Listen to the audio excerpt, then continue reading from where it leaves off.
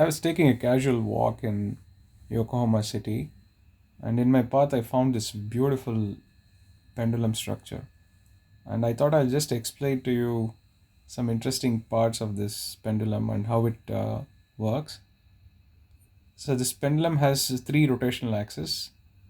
This is the first rotational axis, this is the second rotational axis, and there's a third rotational axis. And there are three wings in this top part. In the second part, there is a fin kind of a structure. So, what happens is when the wind blows, this starts rotating. When this starts rotating, this will have effect on this axis, and these two rotations can further lead to some interesting rotation in the third axis.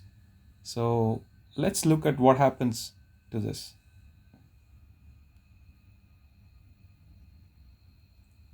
So what you're seeing is this rotation, and let me switch on the background sound so that you get the natural feel for how it is in the public place.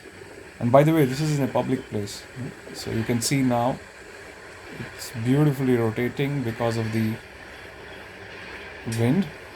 Now there is an inversion, so the single flap goes up and the three face goes down and vice versa, and this shows some interesting dynamics. It goes back and forth, and also it is rotating over the axis perpendicular to the ground.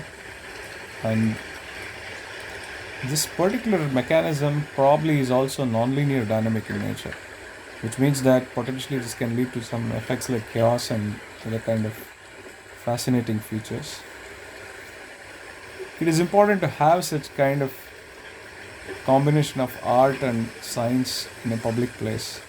This will surely have some interest aroused among the public in seeing such kind of unique structures. It should not be very expensive, but it would also mean that the public should take care of such kind of architectures if they are placed in a platform where everybody can access.